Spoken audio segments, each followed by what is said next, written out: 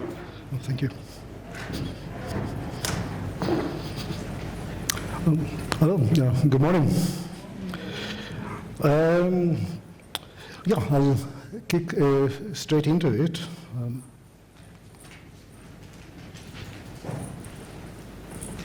Okay, just a little bit of background in terms of why I'm standing over here. Actually, my background is not in advertising, actually in theoretical physics.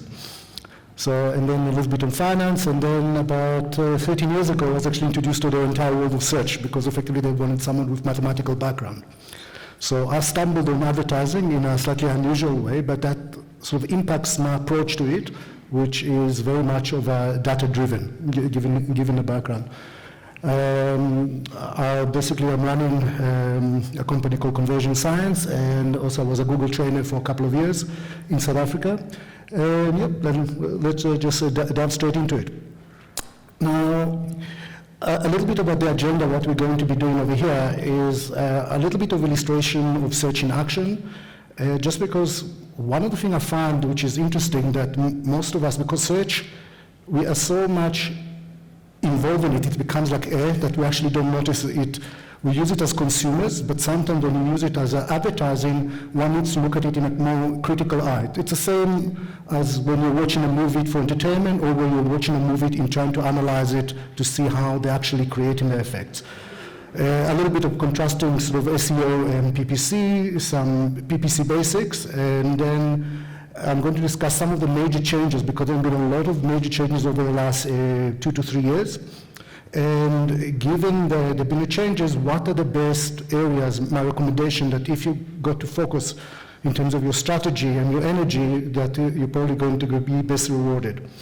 And I'll just follow up by a little bit of audience segmentation, because that's something that is quite critical, but it's really seldom done. If you want to have a real understanding of what's going on. Please, I'm very used to actually informal settings, so I like more like a lecture style thing. So if you want to ask any question, please interrupt me at any time. Actually, I love questions, and I like to ad-lib as well. So yeah, so please feel free to sort of stop me at any time and ask as many questions as you want. All right, so search in action. So if you look at this particular example, I'm sure all of you have used Google, but let's say someone is starting to search for, we're going to start with a fairly high intention, which maybe someone is indicating, like a Nikon camera is near me. You can see already that the person who is typing in is indicating quite a high propensity to actually to act. Sorry, can you hear me? Yeah. The person indicating a brand, what he's looking for is looking for a Nikon camera, and actually he's looking for something which is close by, so maybe an indication that they actually want to go to a physical store. So a couple in 4 words is a massive amount of information that we are actually being given. So, and it's interesting as well, the near me and all those type of location modifiers, Google said that actually increased tremendously over the last couple of years with mobile phones. So I'm just indicating this one. And it's an interesting one for if like you start looking at the search result to try and understand, and something that you can do for your own maybe campaigns as well, is have a look at, for example, the first result up there. You can see it indicates that it's an ad, and it's basically, it's actually a bedford.com. It looks like some sort of international player. And in some aspect, you can actually see that if the approach of that particular person was to generate sales directly, that's probably might not be a great strategy, because effectively in the keyword, the person indicated that actually looking for a physical store. In this particular search, you can see from the map, I did it from Cape Town, so you're actually probably looking for something from Cape Town. So it gives you an indication already to start thinking, all right, so the person running that campaign, if they're doing it from return on investment to actually generate online sale, is this the best type of keyword? Maybe they've got different agendas. Maybe their agenda is actually more about brand awareness, and they're trying to target those type of keywords to persuade people from rather going to a physical store to go to the online. But then there's a different agenda, and there could be actually different metrics associated with that. So the next one further down, you can see it's like a Nikon. You've got a sort of,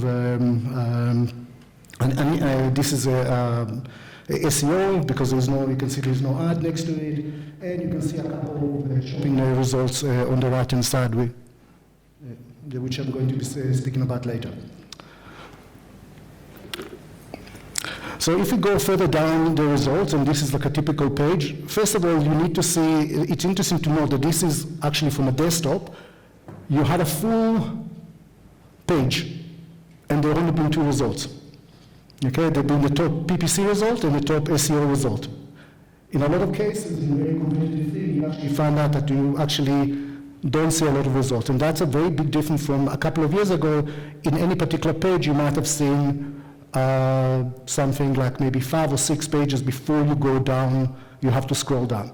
So it's a massive change from what it's been a couple of years ago, and it is basically leading to like almost a winner-take-all approach. Basically, that if you're at the top, you're very visible, because Google is adding a lot of features, a lot of paid and a lot of, in this case, maps and other features.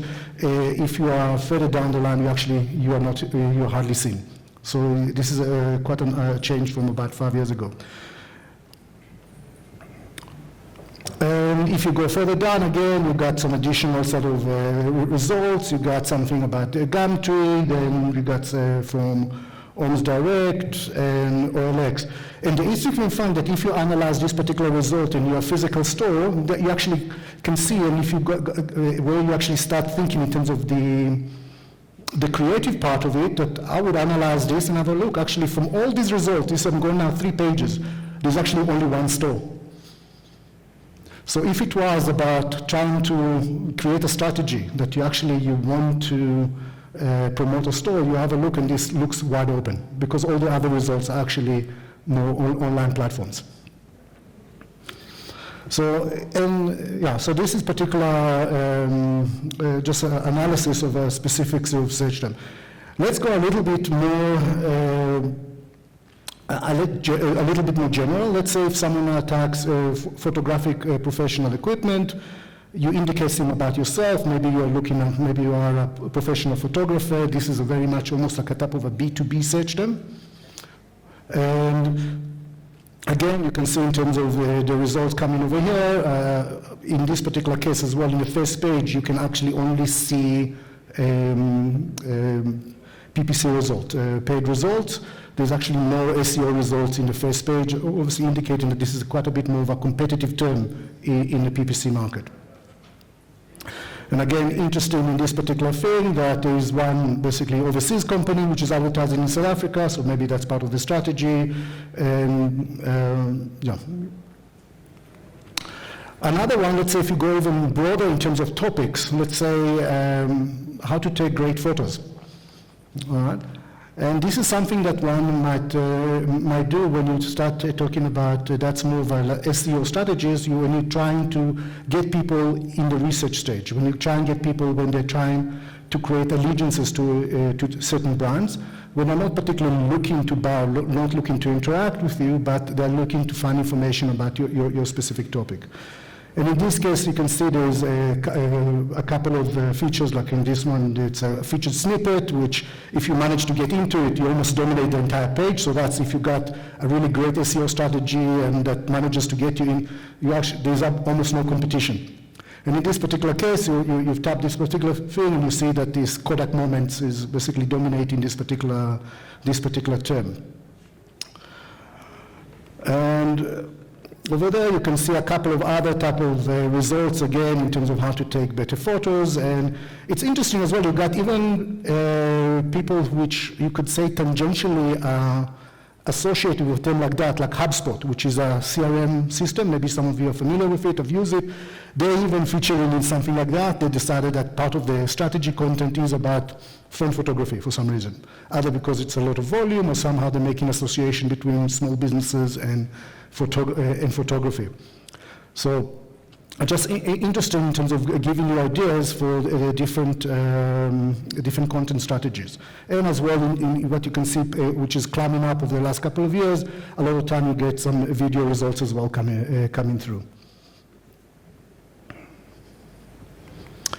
Okay, so the exercise that we went through is really to show you about the real power of search. And this is actually, when I got into search, it was really for the maths of it. They want to can you calculate, so when we spend a couple of $1 million a month on PPC, we actually make money rather than lose money. I was in affiliate marketing, and that's the crux of it. You need to make money at the end of the day, so you spend the money, and afterwards you try and recoup it maybe up to 3 months later. But what really kept me interesting is this unbelievable ability to see into the world psyche, if you like. And it's quite amazing, and a lot of time you need to remind yourself actually how fascinating this is. We almost take it for granted, and that it's actually unbelievably powerful. And it's amazing how few people still internalize that shift. There's maybe in agencies, some do it, but it's something which is actually absolutely amazing if you compare it to about 15 years ago to now, the availability of this type of information. So search by itself, from its nature and from the way that Google penalizes and promotes, it's great for capturing demand. You express something and you get an answer. So from that one, it doesn't work very well if you're trying to create awareness for something which is not very well known. There are ways of doing it, a little bit tangential ways, but it's not quite designed for that, because the idea is that if someone is looking for something, you want them to answer that question. So if you're putting stuff, for example, you want to promote, let's say with the photography there, you want to promote, you say, TV ranges. You can put an advert, but it's actually not really relevant. You are going to, Google might allow you, but you're going to get penalized, expensive as to make it prohibitive. So in general, it's really, it is limited in some aspect within the realm of advertising for basically capturing the demand. But one particular thing that a well-structured campaign, when you run in it, that it can do two different things. You drive relevant traffic for the product or services, which is quite important in terms of I'm advertising a camera. I would like to, basically I'm advertising a camera because I would like to sell it. That's the obvious one that everyone is aware and using it. But one of which I found, which actually is even, for some businesses, even more powerful and even more useful, especially you find for smaller businesses or if businesses which are starting out, let's say startup businesses that are trying to understand the market. This is a really low-cost market research tool, which is second to none.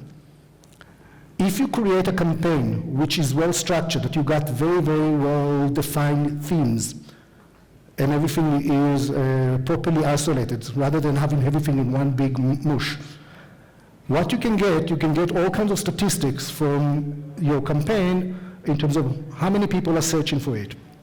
What is the click-through rate for your for your ad?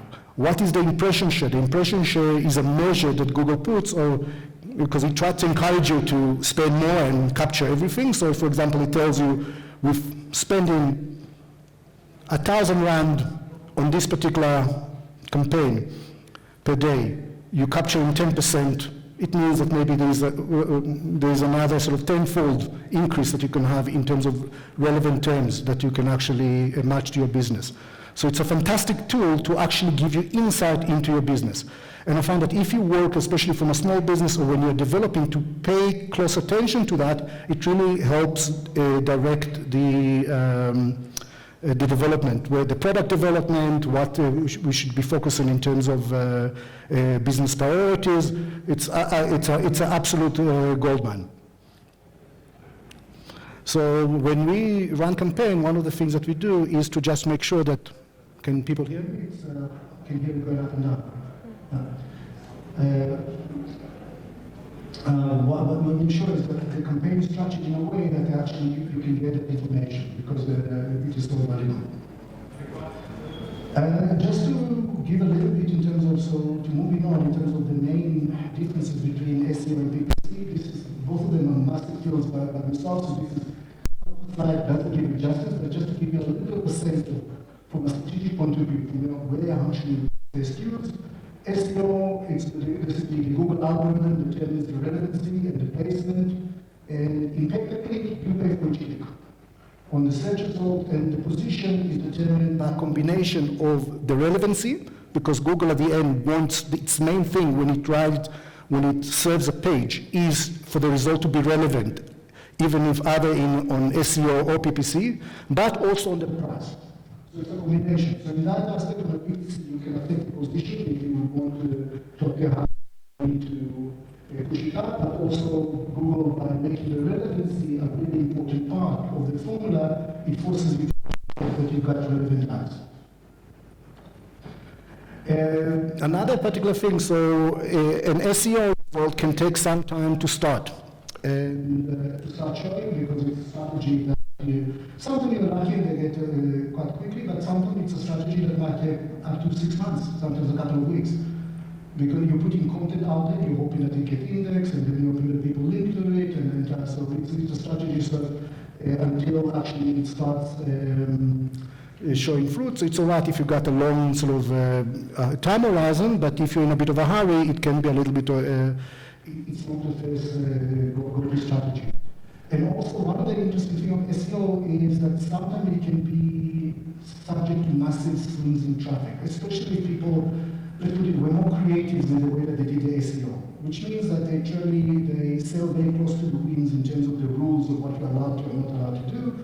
A lot of people and a lot of sort of specialists, they keep on pushing the envelope in terms of trying to make, because in some aspect of competition, Google is trying to surface the most relevant information in natural search. Everyone believes that desktop wants to appear, and in some aspect, Google is like the arbiter of that, the algorithm. And a lot of time when you're doing SEO, some of the element is how can we promote the content? And sometimes people find all kinds of different tricks.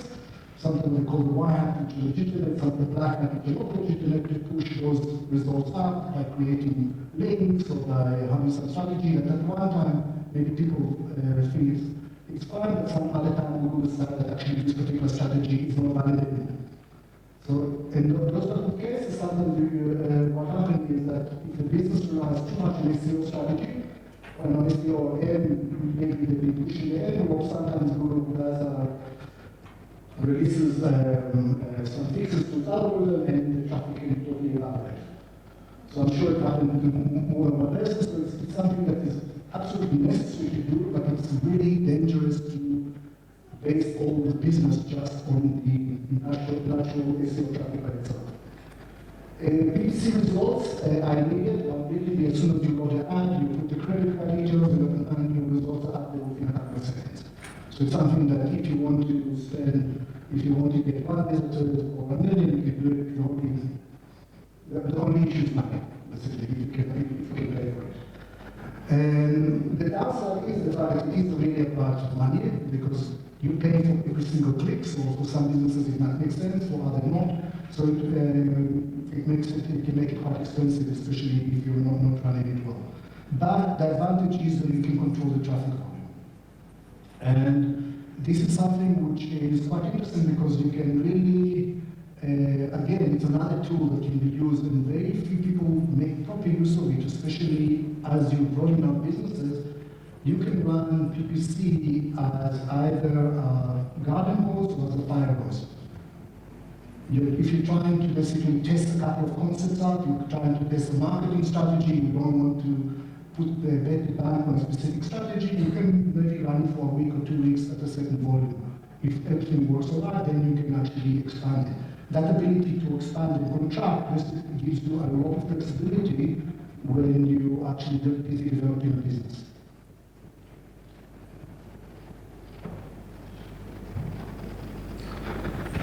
So some of the characteristics of SEO, and it can generate traffic with one sort of investment. So one of the nice things, especially if you are in a field which is not very competitive, as long as you structure your site properly, you have reasonably good content, and it's a nice, and maybe as if you're a small business, an individual, or someone who's got a capacity to generate content, it can be fairly inexpensive to just generate content, and then you get traffic at a fairly reasonable investment. If you are in a competitive, there is a misperception that it's a lot of time that it's a one-stop thing. You need to do that, it's the basics, but if you are in an area which is highly competitive, your competitors are going to try and adjust. They will see you going up the run, they'll try to figure out what you're doing, and they will respond. So it becomes actually an area where, again, it's not direct pay per click, but you actually have to pay for content and to pay for some sort of strategy to generate sort of links to the legitimate links for your website.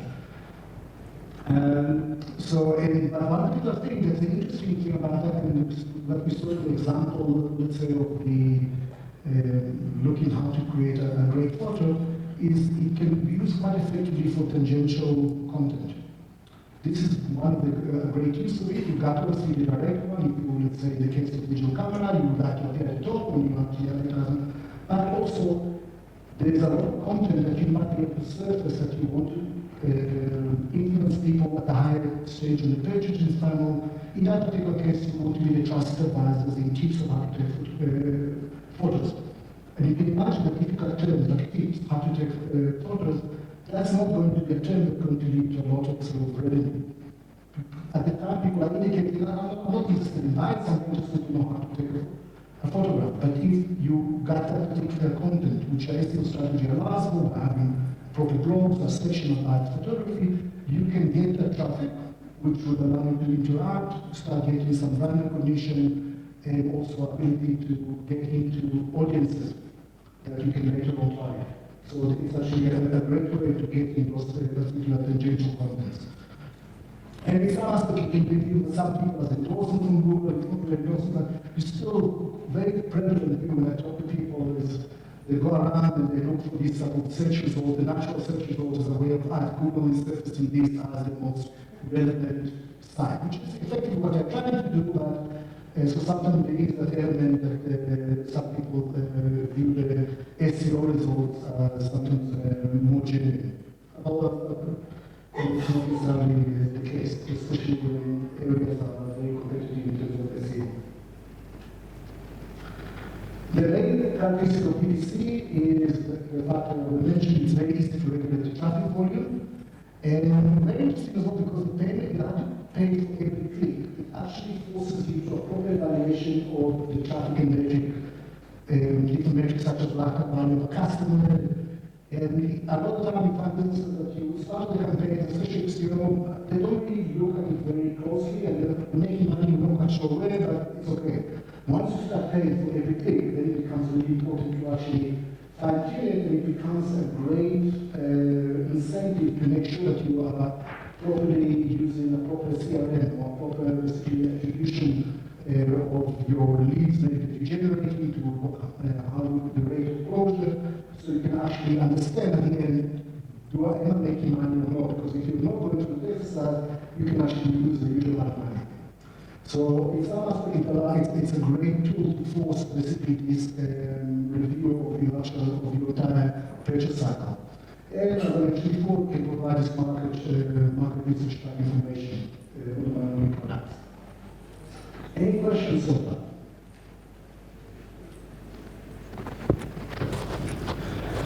Just a little bit about just a little bit about this, just in case people don't know media,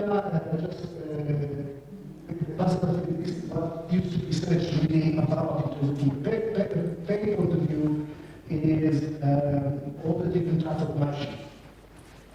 So there's a lot of other targeting criteria, but this was the main one, and it goes, and just to give you a bit of feel, let's say you got an exact match, and normally it's indicated on the platform from square brackets. So if you got red Ariel, it means that you are going to be specifically looking for that specific term. Then you got people at face matches, and you're looking, let's say in this case, and what you're looking for is to find that exact phrase inside the section that the person uses. This is a little bit broader.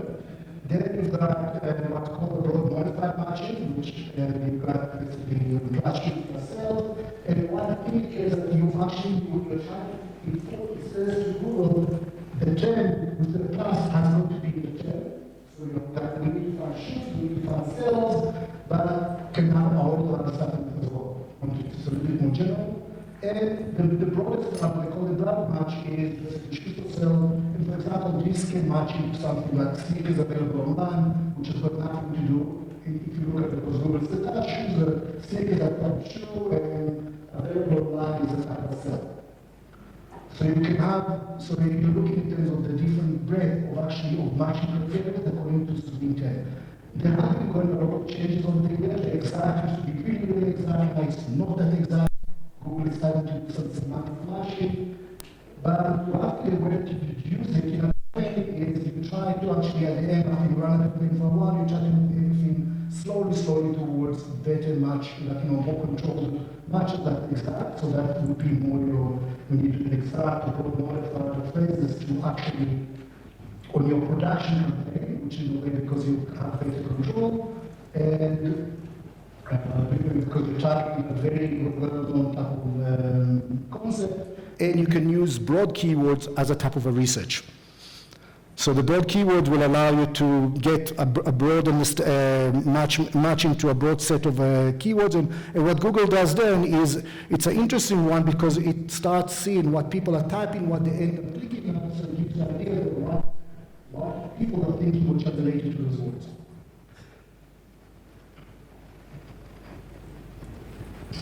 So that's the first kind of years, everything really used to be about when it was much tougher and how do you sort of do the different strategies and how do you price every single thing. Those are still important. It's quite important to do that, but that's those mechanics and content managers that run it need to be familiar with how to use them, like the building tools. But the major difference that happened is that in the last, especially in the last 2 years, the last 2 years, is the better audience segmentation. So what Google has done is using all this information from the search term and also from other properties to really segment what people actually, what they're interested in. And it allows us to, rather than looking at the search term itself as something which indicates what you're interested in, but actually using your history of interaction.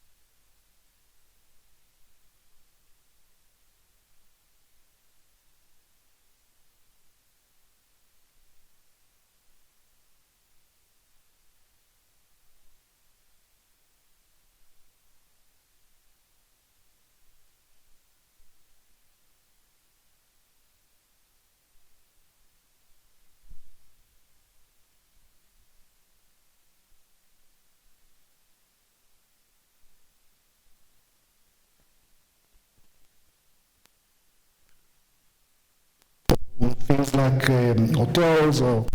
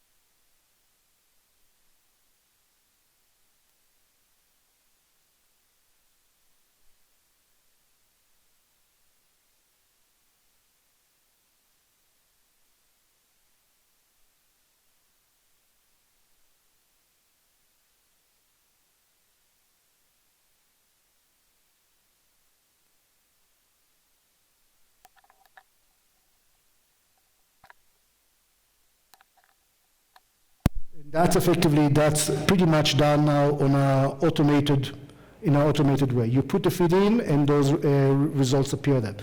So what it introduced is two things. First, of things that you can do, which is basically managing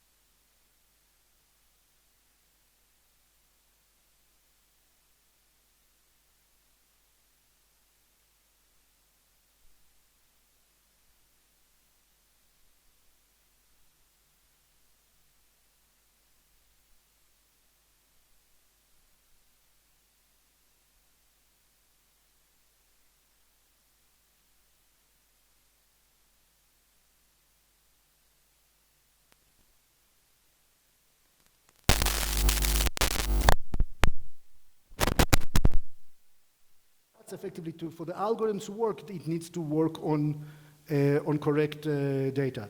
And it's amazing how many times actually that's not correct on website. I would say more than 80% of websites I've seen, actually that is not properly done. It's actually very much of a constant in terms of, it's one of those things that everyone thinks they're doing it, and sometimes they know they're not it, but majority things we're doing, but actually there are issues with the data that they're sending, and also they're not sending all the possible information they could be sending that would make it even more relevant. So yeah, so sometimes it's very important, especially in this case, if it's a B2B, maybe you got a white paper explaining your product, and so that particular, if you know that people who downloaded it are quite engaged, and maybe you didn't track that. It's not something that you're tracking, you're missing a really valuable signal that to send to the Google. So in summary, just make sure that you have clean campaign structure, still experiment with the messaging, and make sure that your tracking is correct. I mentioned again, so about improving the most beneficial activity for the ad copy is making it as tailored as possible. So if it is more relevant to the keyword, you are going to basically end up paying less, and also it's going to lower your cost of the traffic. Segmenting traffic to gain insight. One particular thing that is interesting in this industry, because you have this segmentation of traffic.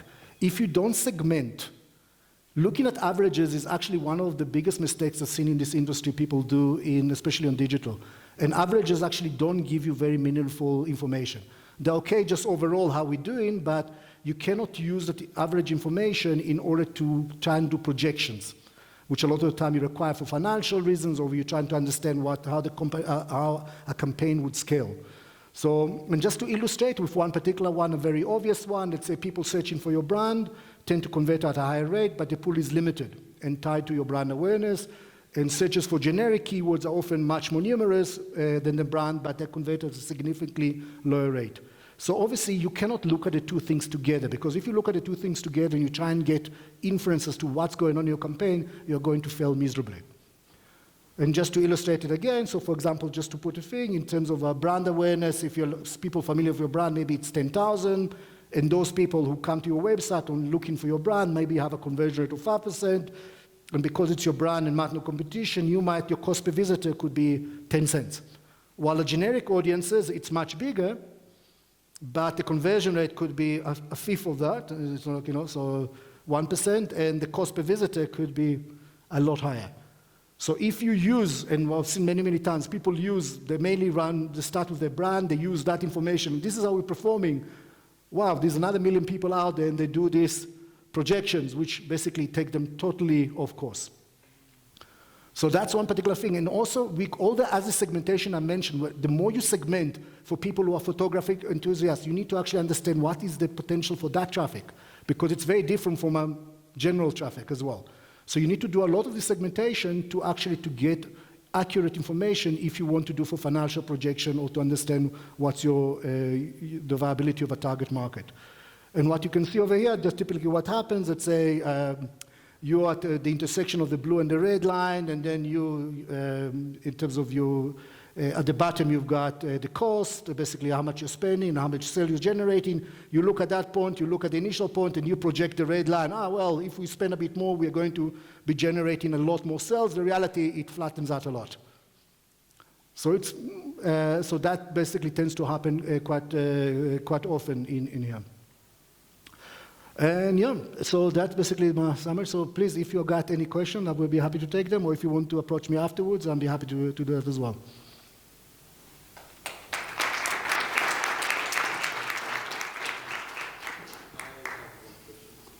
Yeah. With regards to Google Merchant and Google Shopping, yes. Merchant Center, I even saw in your presentation companies like Takealot, PriceCheck, Amazon probably, they've got massive budgets to rank high. Yeah. My question is, as a SME, is it worth spending money on Google Shopping ads? I'm probably looking for a trick. to beat these guys? I mean, no, it's not. Actually, it's a fairly level playing field on that aspect. So if the main thing is that they actually spend quite a bit of time making sure that, for example, the image quality is good, that the SEO in the actual content, the description. So if sometimes a smaller player in a specific niche market, you can actually beat someone like Takealot by, if you're focusing on your particular thing, to make sure that the images are best in terms of what they could be. And then you actually put in a lot more descriptive, you test different type of messaging on the way that you describe the product, the first line or two, which is what you can see. Those are the things that might help you rank higher. And obviously the final one as well is what Google looks, how many times people click on the thing, and if your pricing is, if it's the same item and the pricing is always much worse, then you can imagine that your click-through rate is going to be low. So let's say that if you want to, if you can match, let's say, the pricing, which is a business question, but you can have what you can control is the messaging. You should be able to rank. You should be able to rank equally with that. The only reason you see it is because they play in it. They've been playing it for quite a while, but and they are spending quite a bit of time probably optimizing that feed. Great, thanks. Yeah.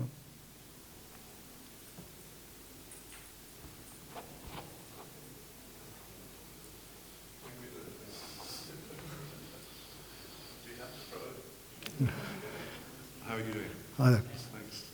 Thanks for I understand. So I wanted to ask you, in South Africa we're English language index.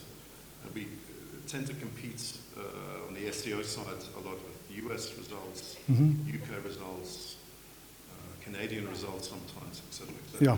You got any view on that? Because I mean, we face a lot of our clients in kind of relatively arbitrary, not necessarily direct sales, which is looking for a particular item. This is a bit more exact science, but broader things like recipes. It's one of our challenges. So we end up competing with the likes of bbcfood.com, allrecipes.com, etc.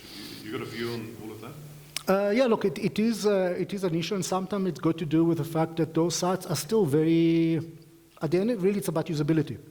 If people in South Africa are going to click more on the BBC sites compared to those sites, then Google is going to favor them.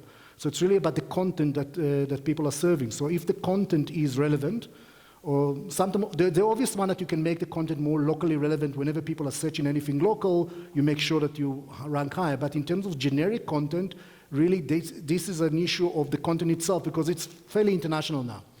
So Google will actually, if it would see that the specific articles that you write are getting clicked on more often, it will experiment up and down. And if it sees maybe it's more somehow in the language that it's written and the snippet that you can see, it maybe resonates more with South African audience, that it could start seeing that there's a higher click-through rate, it probably would start favoring those in local results. Yeah. But otherwise, it is a fairly much, it's an even playing field, and those sites, yes, they've got a massive amount of reputation already and of links, so it is a difficult thing to compete with. So I would look for especially in the language, are there any sort of localization which could make it more relevant? No.